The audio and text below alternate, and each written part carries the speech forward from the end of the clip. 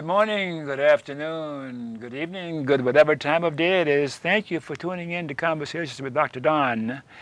For your first-time viewers, Conversations with Dr. Don is an ongoing series of one-hour standalone talk shows where I interview interesting people like most of you out there about who they are as unique, one-of-a-kind individuals and about whatever it is that we've decided to talk about. Among other things we'll talk about tonight, we'll also talk about Hugo Chavez and where he came from and what he did and his passing. So that'll be different for tonight's show than earlier shows. But let's get started here. And to my right here is Dave Westerland, a longtime friend of mine. He's really goofy, so keep your eye on him. Next to him is Herschel Sales. And these guys have been on the show before, and I like what we talk about, and we have fun. Plus, we fight some. So I thought I'd have him on again. So thank you for coming on. Thank you for having us, Don. Dr. Don. Yes, I'm sorry. You're being nice to me tonight. No. Don't you know, whenever I write you an email, I do put down doctor with a DK? Yes. Okay, very good. How are you feeling right now? And you send me my email, doofus. Or turkey, either one. Turkey too sometimes. Yes. I appreciate that, really. I think we should use names like that and get used to being, called somewhat derogatory names, but you wouldn't call me that if you weren't in love with me. Can I get started with the show? Oh, I'm sorry. Go ahead. Sure, go ahead. How are you feeling this evening, Herschel? I'm feeling good. Yeah, I'm feeling good, and I'm a little excited about changing the format a little bit to accommodate the passing of Hugo Chavez. So, before we start the interview part of the show and what's going to follow, I want to talk a little bit about Hugo's passing. I got a few clippings things I got from the internet that talks a little bit about him. This will go on for about, a minute and a half, 2 minutes. This is from the Answer organization, Act Now to Stop War and End Terrorism, investigating Hugo Chavez's death. Civil rights organizations demand U.S. documents and information related to possible assassination plans. Within hours of the announcement of the death of President Hugo Chavez, civil rights groups in the United States filed Freedom of Information Act demands with federal agencies seeking information and documents that relate to or reference or discuss any information regarding our plans to poison or otherwise assassinate the President of Venezuela, Hugo Chavez.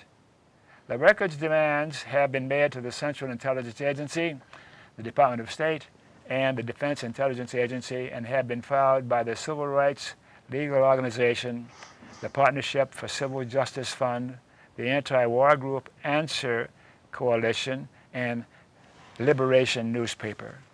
The Venezuelan government is also calling for an investigation into the circumstances of President Chavez's illness, specifically whether he was poisoned or deliberately exposed to cancer-causing elements, according to NBC News and other media outlets.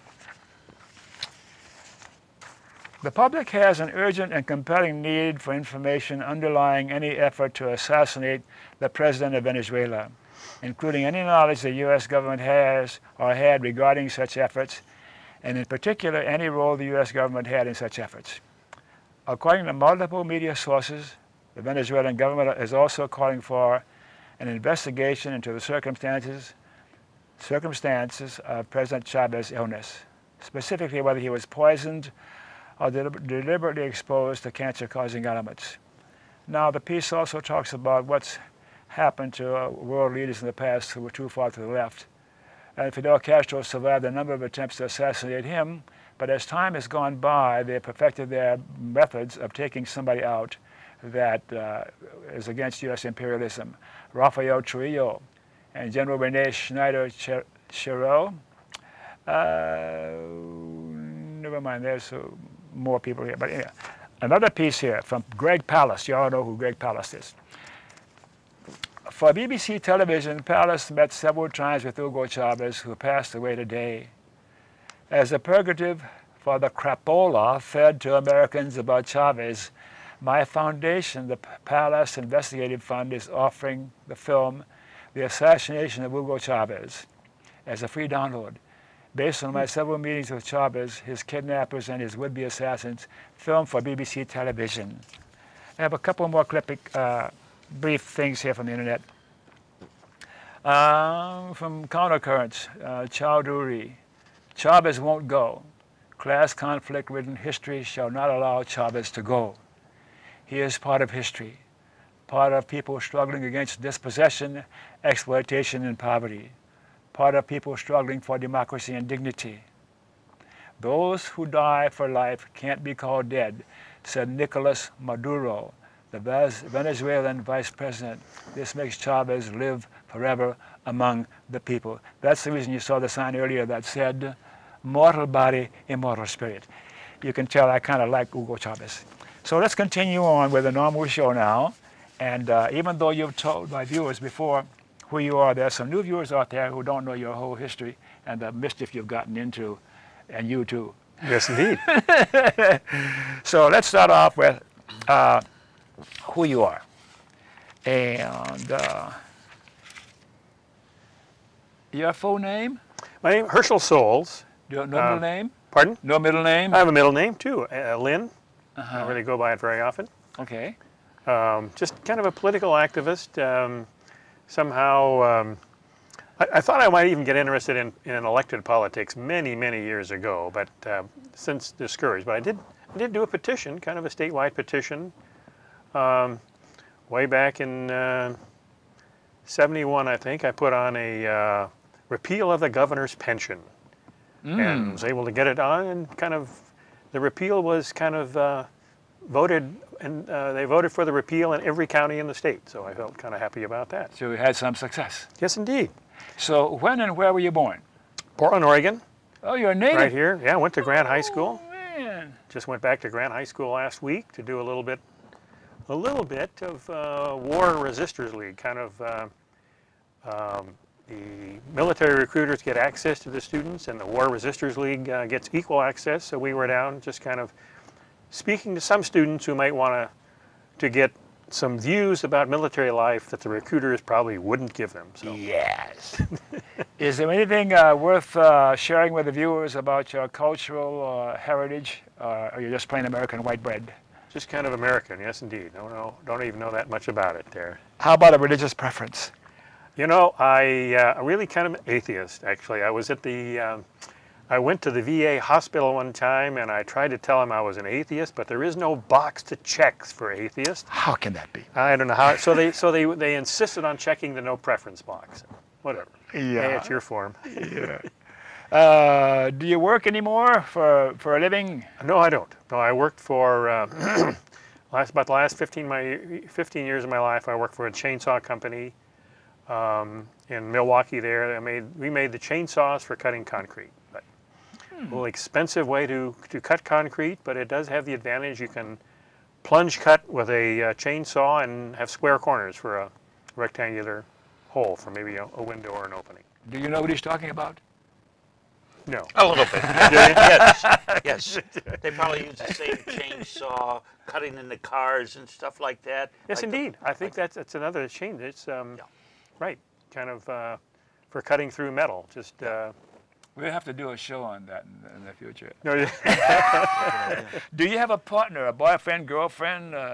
No, I do not, unfortunately. Are you single? Single guy. I live with my sister at the family house, but. Are you available to fall in love? Oh yeah, sure. Did you hear that? Okay. And your political persuasion. Of course, I don't know what your political persuasion. Are you left or right or what? Well, I guess I consider myself a lefty. I mean, I was a big fan of Hugo Chavez and his attempts to help the poor. So, and in '79, I did take a trip to Cuba. Yay! No, I'm kidding. It was a fun experience. I mean, I was probably kind of slowly moved to the left, I guess, in my life. But. Yeah, maybe in the second half of the show you might share with us a little about your experiences in Cuba, because I went to Cuba a couple of years ago for the first time, and we plan to go back. Do you? Yeah. Okay.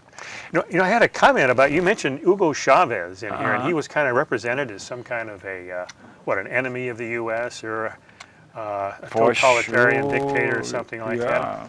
But there was a really neat comment about Hugo Chavez in one of these on Common Dreams.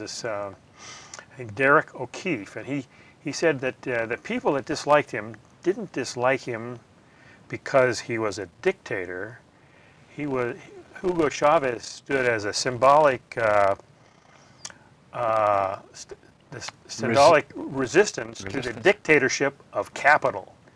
The dictatorship of capital. Yeah. Yeah. I mean, for example, I mean, we kind of live under this dictatorship here. I mean, capital wants to move coal out through the gorge and makes money, so we're probably going to do it. Capital wants to remove coal from mountaintops in Virginia, so they do it. We'll get some more of that later on.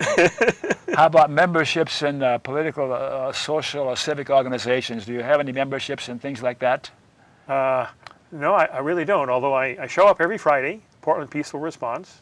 The group of us kind of show up there and kind of demonstrate for peace and against war. That's at Pioneer Courthouse Square in downtown Portland? Yes, it is. Portland's living room. Every Friday, 5 Every p.m. Friday, I've seen you there. You and the lonely friend over here, old turkey. Yeah. Any persons from the past or alive today that you particularly admire or look up to? Anybody go, oh, stop it. Any names come to mind for you? Well, I was, an old friend of mine was Wally Priestley. He was a guy that really kind of exposed me to kind of the down and dirty politics. He was the kind of a guy who knew right away that the Vietnam War was just kind of colonialism, and he said he was there for the first demonstration against the Vietnam War. Good for him. Yeah. Yeah. Okay. Can you make me smile? Sure. See, you did it. Let's go over here to my friend. Doofus is good enough right Doofus. Now. And tell Dave us Westerlund. your name, Dave Westerlund, and you know the rest of the drill. If I were to ask your best friend, who is Dave Westerlund? What would your best friend say? I think they could describe me in one word. What? Agitator. Yeah, you are an agitator. I try. And what else is in your name? Dave, middle name? Richard. Dave Richard Westerlund. Why don't you go by Richard? Yeah, you can, whatever. Doofus, Richard, Turkey. I don't care, Don. Let's end the show right now. Anything significant about your cultural heritage? Oh, you mean where my grandparents came from? How do you see yourself? Are you a Zionist or I'm anti-Zionist. I'm anti-Israel. To use that term, anti-Semitic, is just something some people started in Israel many years ago, which includes all the Arab tribes too, I understand. Anti-Semitic means you're against all the Arabs, and I have yet to meet an Arab I dislike. They're all of them that approach me in Pioneer Square are just wonderful people. You don't see yourself as an anti-Semite? As I just got through explaining, the Arabs are wonderful people, and the Jews are wonderful people. I'm pro-Jewish, but anti-Zionist. Okay, I'm trying to squeeze you.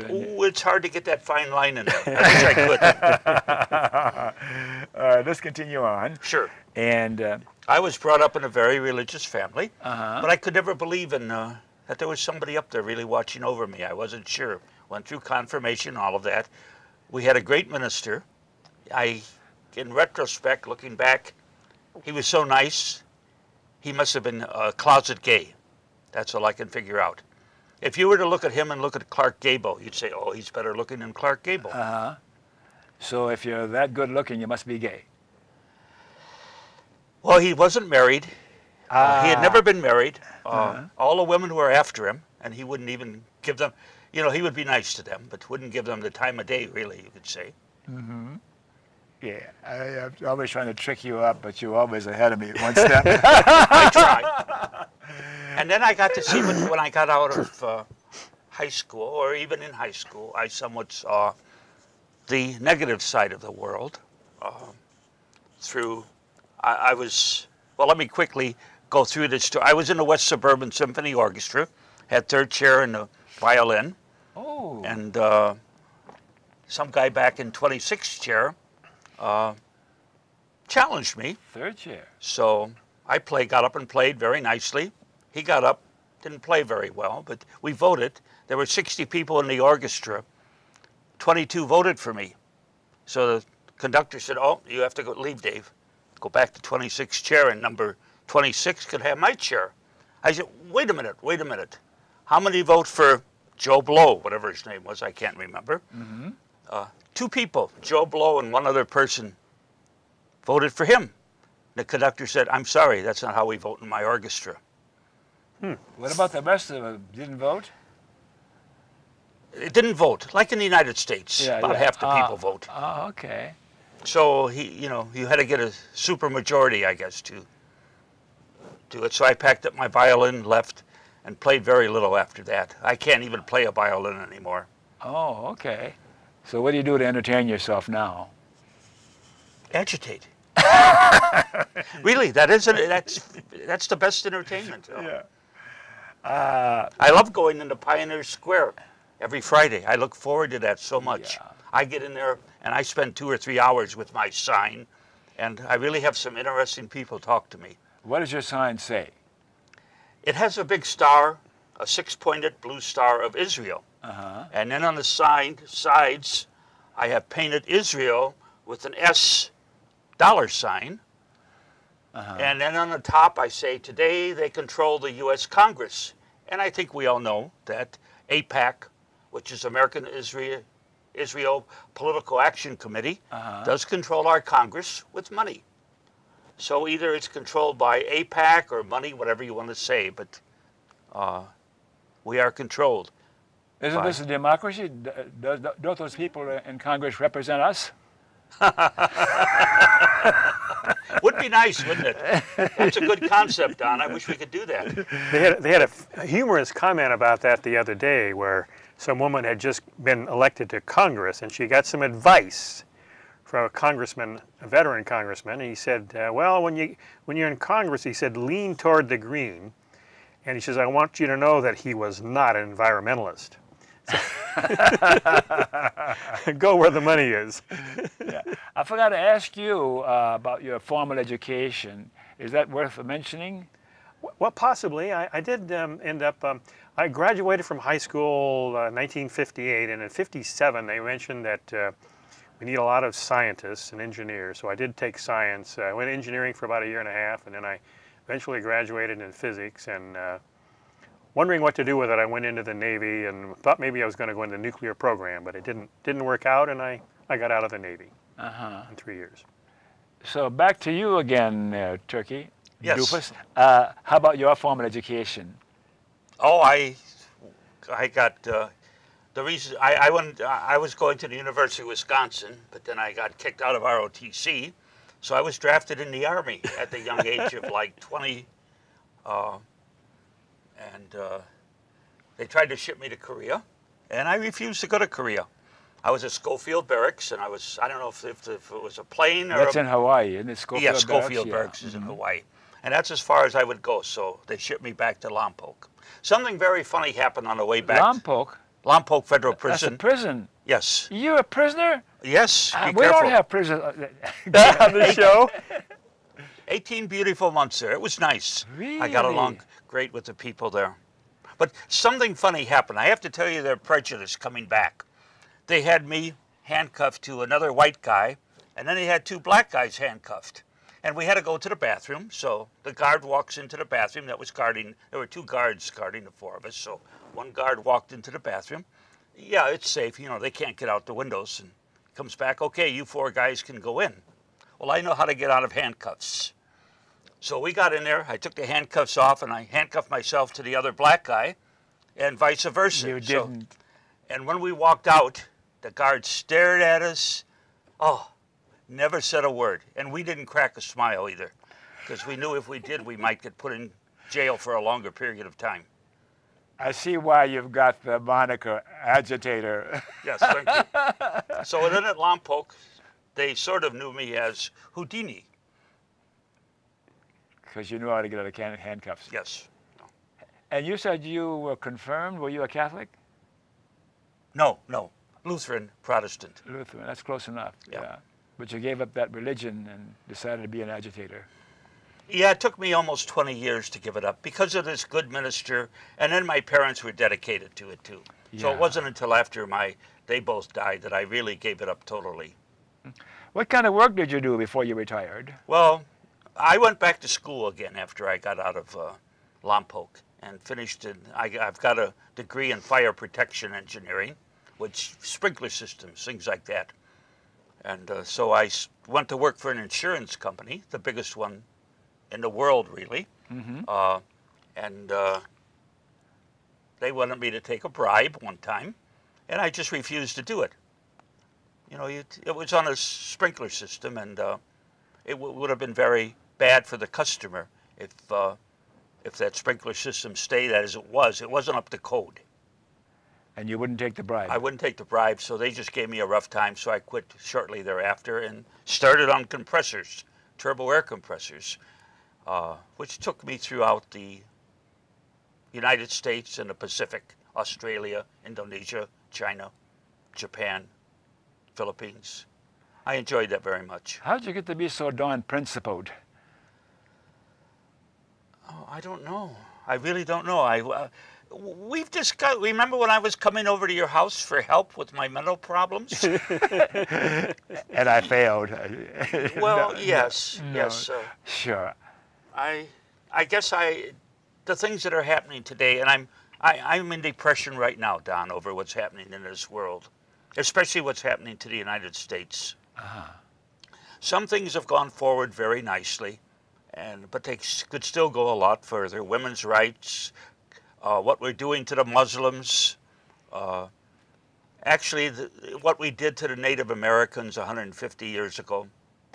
We will get into that more in the second half of the show. Okay, I'm sorry. No, it's fine. No, okay. It's fine. And I'd like to say a couple things. I'd like to get back to Hugo Chavez, which put a tear in my eye when I heard about him yesterday, day before. But I'd like to just mention that he was also a Holocaust denier. Remember I sent you that article? I don't know if you read it. I did. Oh, okay, very good. Which doesn't mean he's a bad person. It's the propaganda we have in this country against many things. And it depends on what you mean by Holocaust denier. Yeah, denier means someone who says there should be an investigation of what happened at those camps in Nazi-occupied Europe. Not that it's false, just an investigation, the same as the president of Iran. So you think there hasn't been enough objective investigation of the so-called Holocaust? I'm not thinking. I know there has not been. Okay, and some other That's people... already been proven in a court in Canada and also in a court in Germany. But you still cannot talk against it. We have such a strong Israel dominance in Germany and in Canada and in the United States. You and I have gone over this through the years, back and forth again. Yes. And I still think you're so strongly against AIPAC and Zionism until it's kind of moves over. I don't go that far. Of course. I'd like to mention my hat here. Okay. Which is a USS Liberty, which is a ship back, and I've got the date here on the back, on June 8th, 1967. This ship was in international waters and was attacked by Israel. 1967, Israel attacked one of our ships. The Liberty. On purpose and killed 47 sailors on board. President Johnson would not allow any news media to cover that. Yeah, and that's a fact. And again, that's our propaganda in this country. The power of Israel. Yes, the power of Israel. So-called Israel. I'm tempted to continue this way, but we got to keep going, all right? Go ahead. I'm sorry. We didn't ask you what is your political persuasion. I think it's pretty clear. How about memberships in political, social, or civic organizations? Any of those? Yes, off and on I'm a member of the NAACP, and I'm a member of ACLU. I mean, this goes off and on. When I join, sometimes I join them, and then I'm away from them, then I join them again. Okay. And I'm also a strong supporter of some denial organizations, Holocaust denial organizations. Okay. So it looks like we need to take a break here before we come back and get deeper into what we're talking about so far and other stuff. Can we take a break, Mr. Control Room?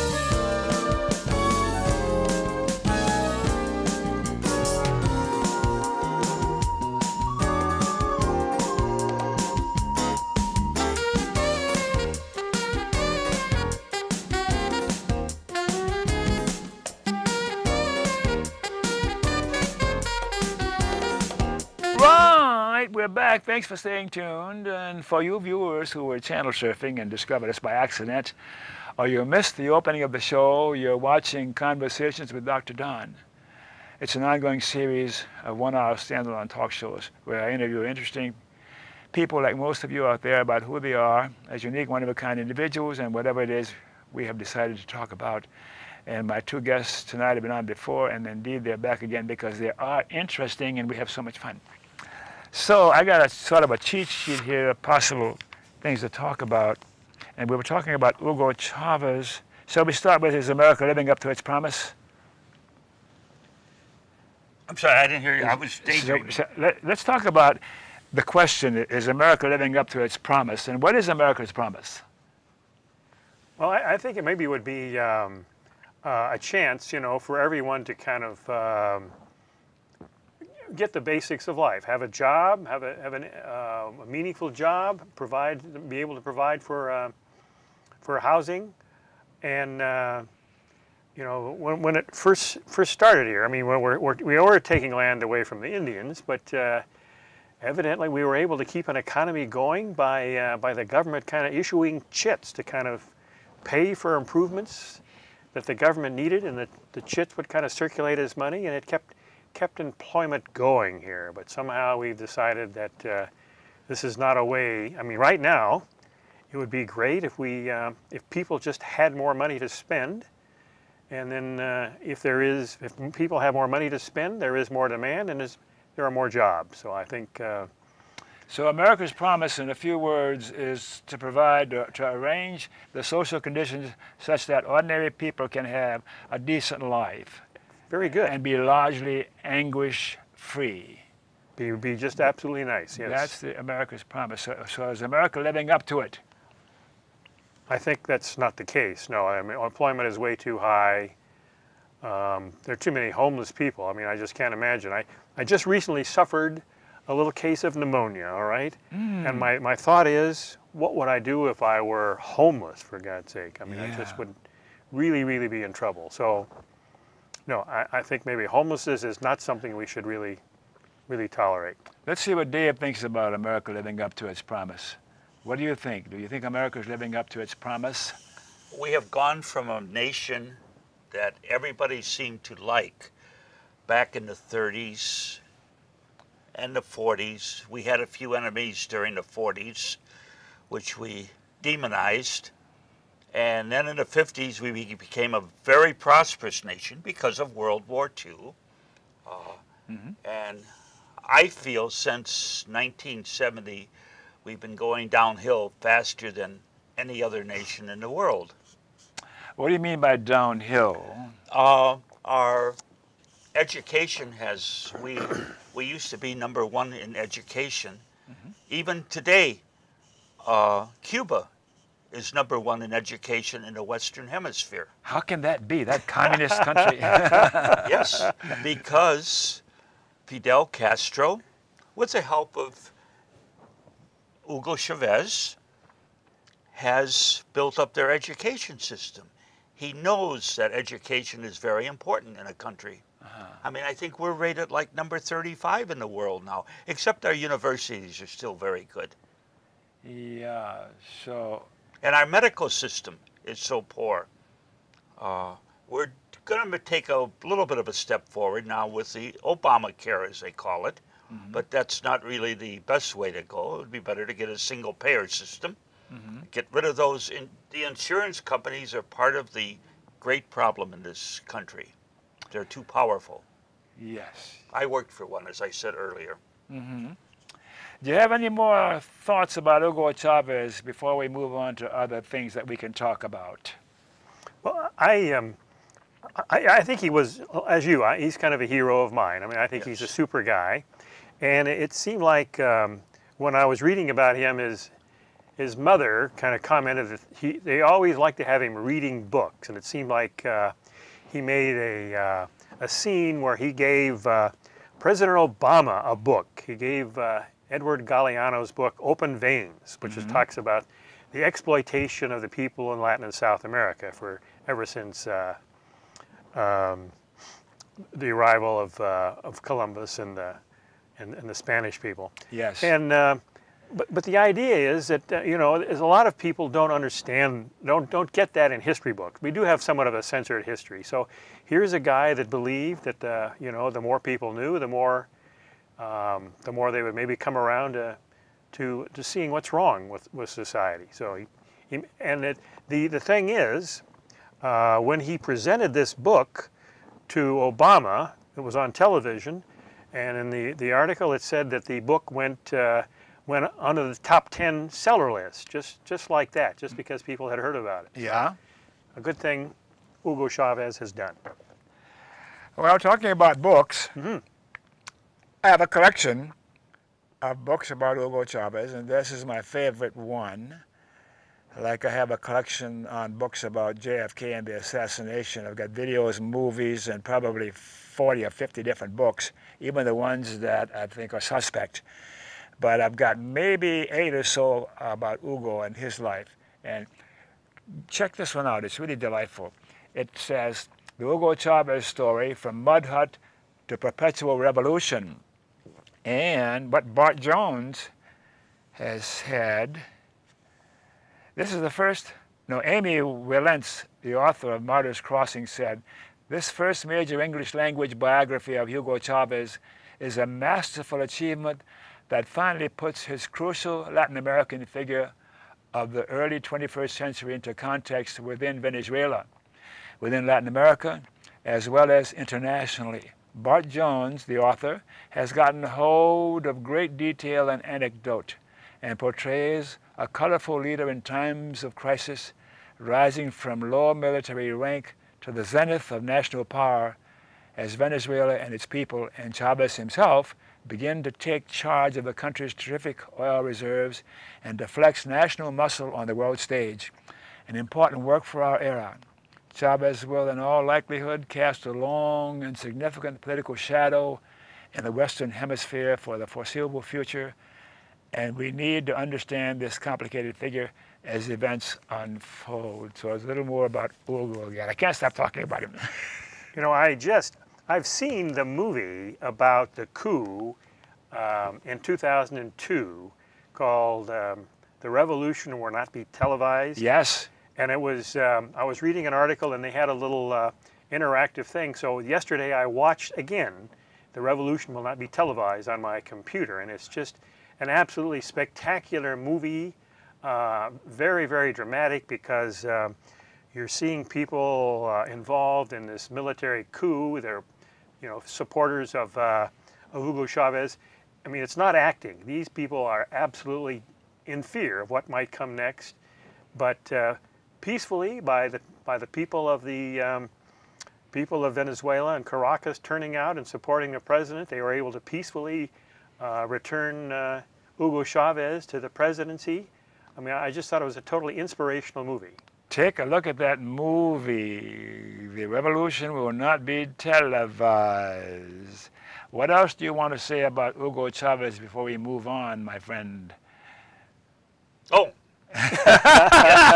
He fell asleep on us again. I'd like to comment about his health care in Cuba. Cuba also has better health care for the poor than we do at this moment. Yes. They're probably the number one or maybe number two in the Western Hemisphere in health care if we're rated number one. Question. Not just based on some of the stuff I said earlier, but what do you think the probability is that our government or our leaders of our country got to him and killed him? I think there's a 90% chance that the U.S. and CIA was successful in perfecting how to take out people that interferes with American imperialism. They practiced for many years with Fidel Castro, about 30 times. But as years have gone by, they've gotten better and better at it. I understand now that there's a way that you can poison somebody or cause their death or an organ failure, and then within a certain number of hours, the cause disappears. So it looks like it's a natural occurrence. I believe there's a 90% chance that he was taken out. What do you think? Medical science has gone a long way, yes. I don't know if it's a 90% chance, but maybe. What would you give it? Guesstimate. 50-50. And how? I'd go along with 50-50, but I mean, of the people, we have generally kind of, we overturned the government in Chile, where he was killed. We kind of, Torrijos met this kind of strange death. Yes. And another book by John Perkins, I forget the name. Diary of an Economic Hitman? Diary of an Economic Hitman, thank you. John But he just Perkins. talks about these leaders that don't follow the line of the U.S. and he steps aside. He quits. The persuasion part of the game eliminates, and then the assassins move in. And Yes. and Hugo did not play games with the dictators, or not the dictators, but with the people who want the neoliberal approach. In other words, let the market decide what happens. And it isn't really the market, it's the people who pull the strings and who own the market. Who own the market, manipulate the market. But That's I think exactly right. As we're talking now, it occurred to me that the video I saw where he was at the UN delivering a speech the day after George Bush was there, Right. and he said, "The devil has been here. You smell the sulfur?" That was a scream. He was a charismatic, beautiful, powerful, eccentric, weird, or unusual, but he was for poor people. Did you know that he was part black? Yes, I did. Did you know that? I didn't know. It seemed like the Color word makes no difference to me. It seemed like there's a word for it, and a ZAMBO or something like that to indicate that he was part black. Yeah, there's but he different terms in different countries or cultures as to people who have different mulatto, quadroon, Right. this country here. And I myself am Creole. I'm red, white, and black, as you know. I didn't know that. No. Oh, really? Heavens, I'm passing again. So let's move on to another subject. All right. Go. I wanted to talk about freedom sailors. Freedom sailors. This is the one. I saw earlier this week a presentation of a movie by the people who put together the flotilla that challenged the blockade of Gaza. There's been a number of times, and there were some people killed at one of the attempts. But Dr. Bill Dienst, D-I-E-N-S-T, was the speaker at the Unitarian Church here in Portland, Oregon. And it's heroic. There are a few people, more than a few people alive, who are dedicated and put their lives on the line for poor people and freedom and those kinds of things we just talk about in this country anymore. Alice Walker had a comment about this book, and so did Noam Chomsky. Let me read them.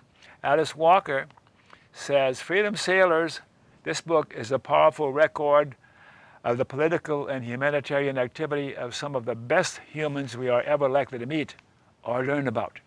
These women and men leave us with the most wonderful of questions. Is human courage and sacrifice the same as love? And is it this love for ourselves collectively as humans that has a chance of saving us and our planet? To read this book is to see what we can be like in the face of imminent danger. This is Alice Walker, you know, Earthling Port, writer and activist. And now Noam Chomsky, who's one of my heroes, has this comment. It's not quite as long. This book is a riveting account of one of the great moments in the history of nonviolent resistance. Breaking the criminal and sadistic siege of Gaza and letting the prisoners know that at least some in the outside world care about them and their grim fate. The free Gaza flotillas are truly an inspiration. Noam Chomsky. So get this book and you'll appreciate it too. All right? The people that go on that trip are truly heroic. I mean, there was a woman here in Portland who was interviewed, and she admitted that she might be beaten or something like that, but they just kind of believe in this. I mean, they feel empathy toward what these Palestinians are suffering, so they're willing to take the risk. It's very heroic. They will not let the common people go. I tried to get on. They wouldn't let me go. They want people who are somewhat famous. Well, this woman from Portland was not in that class. Really? Yeah, she... Okay. And I know one too, yeah. Do you? Yeah. Yeah. Mm-hmm. Would they let you go, do you think? I wouldn't try. Oh, you wouldn't? No. I recognize my limitations and what I am. I feel guilty about the civil rights struggle during that period of time in history because I didn't go out and march and get my head beat up. I'm owning my reality, okay? But anyhow, let's continue on with our next subject. You talked a little about health care in the U.S. compared to in the rest of the world. We mentioned that for a bit here. You want to say a few words about that, or shall we move on to the next topic? Well, I just kind of mentioned that if people, I had a niece who died from cancer of the stomach, and I think she is one of those victims that died because she didn't have health care. So I just think it would be a nice, I think society would be better off if everyone had this support. They could go to the doctor. Universal health care. Yeah, it would be a lot less tension for everyone, and I certainly think it'd be best for the children. Just always be covered with medical care. Yes. Now I'd like to somewhat. I have a friend over in Sweden who's quite well off, and she went to. She had to have a hip replaced, and the doctor that replaced it was from some Southeast country that had immigrated to Sweden. Southeast Asia? Yeah, and she could do nothing about the poor job they did, and now she's an invalid, where in this country she could have at least sued the doctor and gotten compensation. But in Sweden, she'd have to sue the government to get compensation, so that, you know, for her ailment now. Okay. So that's one problem with the system that they have, systems they have in Europe, and perhaps Canada. I don't know. I think polls research has shown that people around the world do not think the American healthcare system compares with the socialized healthcare systems in other parts of the world. I've been doing some looking into that too, and the Taiwan system, the system in Japan, for example, are just outstanding compared to what's going on in this country with healthcare. And that was a later development too, Taiwan, and evidently they took a look at the U.S. system and discarded it. That is not a system they wanted to have. It seemed like the countries that do have this, you call it socialized medicine or single payer, they have better results at half the price. Yeah. Okay, the status of women in America. Let's see if you're a bunch of chauvinists here or not. Go ahead. Maybe we should repeal the 17th Amendment, is that it? No, I'm joking. No, you're not. No, women do not have equal rights in this country yet. But who does have equal rights except for that 1%?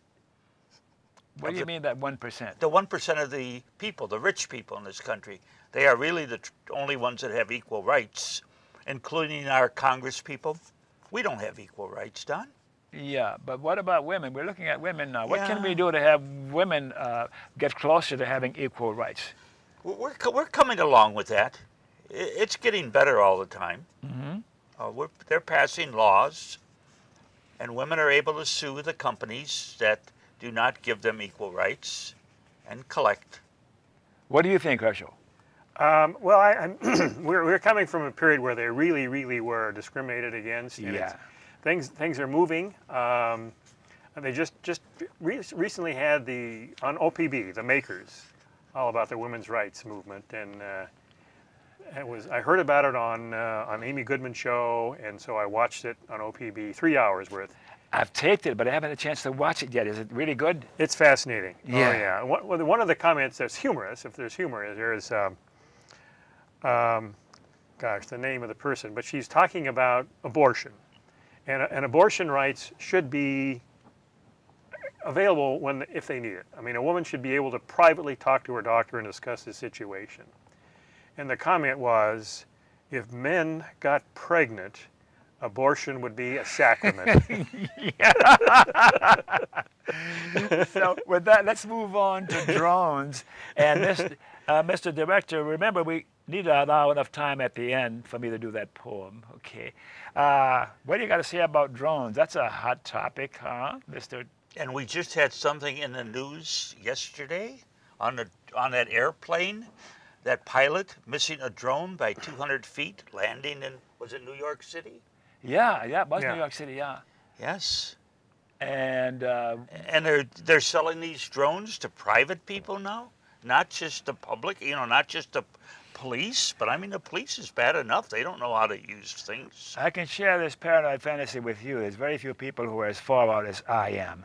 I was thinking now we have drones all over the world, and it's a great idea for the American power elite to have drones all over the place, because if we have some little country who manages to get a drone to fly over America and do one little thing, that then we have permission to take out the rest of the gosh darn world, So surveillance, what's the difference between surveillance and killer drones? Well, I suppose it would be just whether or not it was armed, but if you are a person, if you're down on the ground and you hear a drone, I mean, you don't know whether it's armed or not armed, so it is really just to hear that drone up there is terrorism for everyone. Yeah. And it's, they talked about prosecuting some of the people involved in the assassination program in the, in the 70s, late 70s, I think, down there with Pinochet, where they were kind of going from country to country and assassinating leftists. Yes. This drone program seems like a repeat of the same thing, except they're not doing it with people, they're just doing it with these kind of robot drones. So it's another level of warfare or aggression. Huh? Exactly right. And the genie's out of the bottle. I think you're right about that, and it should be stopped. I mean, this person who was just accepted for head of the CIA is in favor of drones and assassinations. Brennan. I'm disappointed to hear that he was accepted as CIA director, because I think the rest of the world is watching. Yes. Okay. What else can we talk about? We talked about Israel and Palestine and Gaza, and the difference between an anti-Semite and anti-Zionist, the American Empire. The sequester. We got time for one more topic here. What about the sequester? Start with Herschel on that. Sure. Well, I think it's an excuse to kind of, it's a war against the poor. It's a kind of an excuse to make these cuts. I mean, when the bankers were in trouble, when they made some bad bets, the government stepped in there and bailed them out with just trillions of dollars. Now, what they should have done was just given money to the people and let them pay off their mortgages, and it would have been cheaper. But as Geithner said, that wouldn't be protecting the people we want to protect. The bankers want to protect the bankers, period. There is no need for this sequester and cutting things like Social Security, Medicare, but they've come up with this phony excuse to kind of impose austerity on Americans just like they have against the Greeks. Well, I'm looking at the clock and we're counting down, so maybe we should start PSA, public service announcements. All right, keep your pens and pencils handy.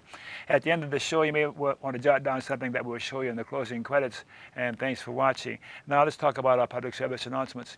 To get my show, local broadcast schedule, go to my website and click on present day activities.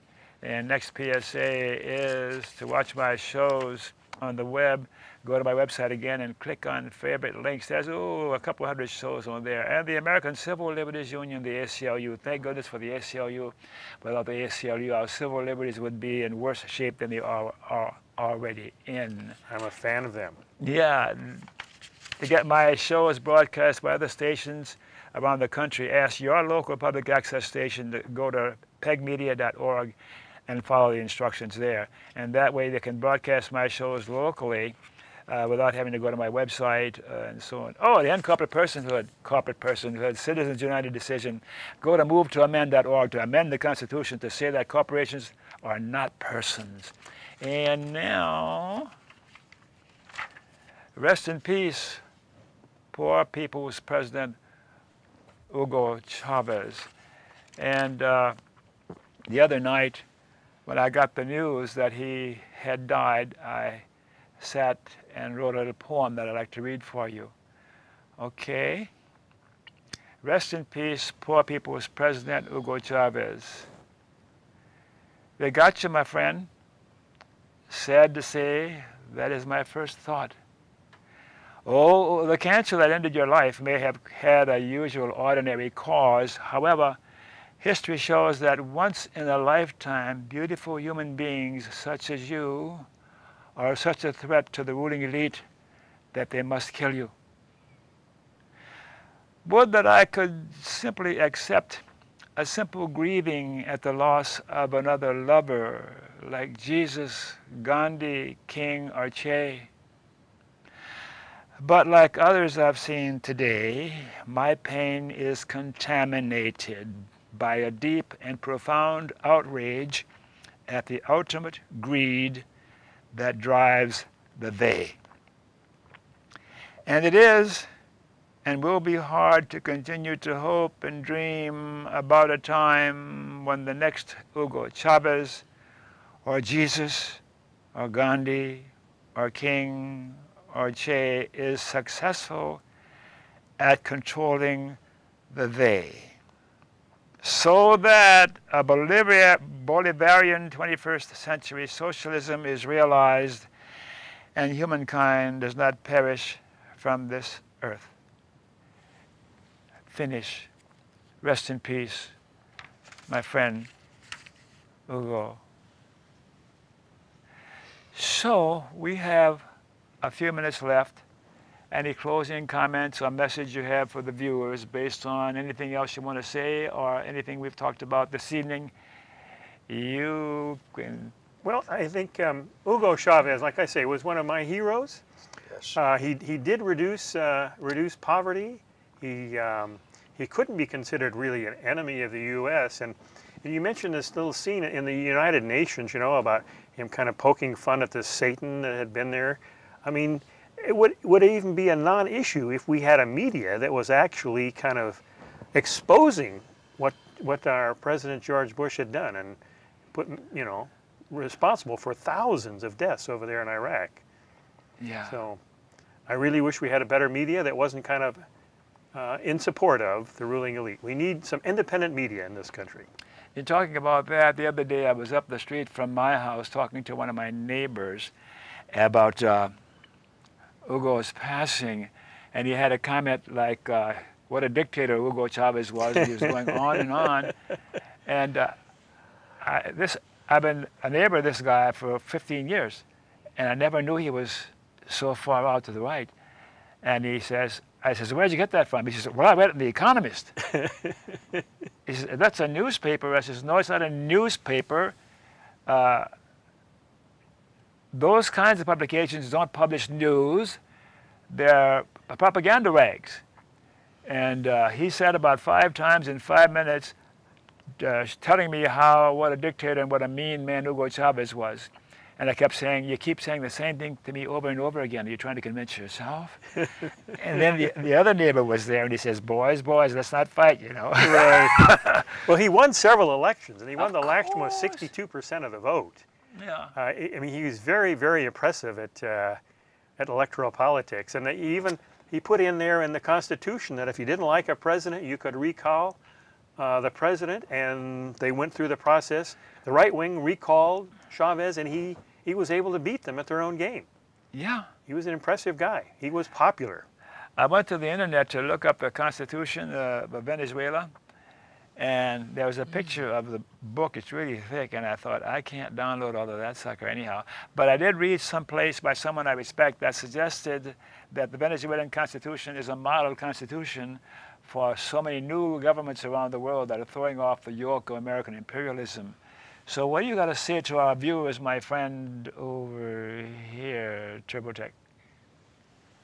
I'd like to make a comment I made at the I've been told, okay, go ahead. I'd like to comment that when we look at the banking system, that is our #1 enemy in this United States because it's privately owned. The Federal Reserve is not part of our United States government. 10 seconds. Go ahead. I agree totally. The bankers want to protect capital at all costs, and the rest of us don't count. Thank you, and good night. And remember KFC, my motto, kind, friendly, and charitable. Be kind, be friendly, and be charitable to you too, and you especially. Thanks again for watching. Good night.